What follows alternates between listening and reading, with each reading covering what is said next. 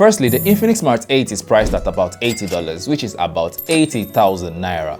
It is made entirely of plastic, which is expected considering its price range. This shiny gold color doesn't look bad, but I am personally not a fan. I prefer my devices in black or in white. However, the matte-ish finish on the back helps hide fingerprints and smudges, which is brilliant. Its volume rocker keys and power buttons are located on the right side of the device, with the power button doubling as its fingerprint sensor. The left side of the device houses the SIM card tray, which supports a dual SIM setup and a micro SD card. The top of the device is plain, and on the bottom you can find a 3.5mm headphone jack, a microphone, a USB Type-C charging port, and a down-firing speaker grille. The rear of the device houses a dual camera setup and a ring flashlight. The main camera is 13 megapixels, and to be honest, the only functioning camera, as the so-called AI lens seems more like. They wanted to force two lenses on this device to keep up with the iPhone trendy look.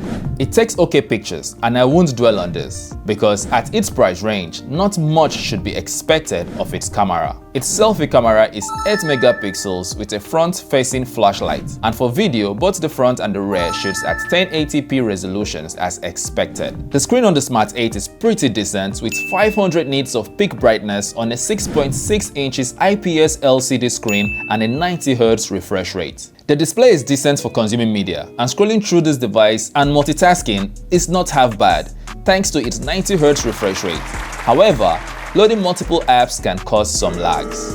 The processor on the Smart 8 is a 12nm octa-core Unisoc processor. The variant I have here is the 3GB RAM, 64GB storage variant, with the RAM expandable to 6GB using memory fusion technology. These specs are great for basic day-to-day activities with no extremes. Despite the advertisements from Infinix calling its processor a gaming processor, I am sorry to say it, but this is not a gaming device.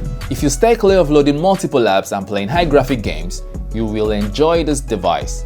Playing basic games like Candy Crush, Subway Surf, and other 2D games are great.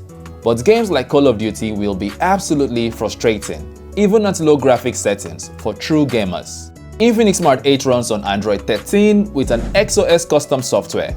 It comes fully loaded with its usual bloatware, which I really do not like, but I understand why. You see, considering the price of these devices, Infinix makes up for some of the cost by advertising for some of the companies whose apps come preloaded. So I guess you can consider it a small price to pay for having a device like the Smart 8 at an affordable rate. Plus, if you don't like it, you can simply spare a few minutes to uninstall them. The Smart 8 comes with a 5000 mAh batteries, which in this case is a blessing and a curse.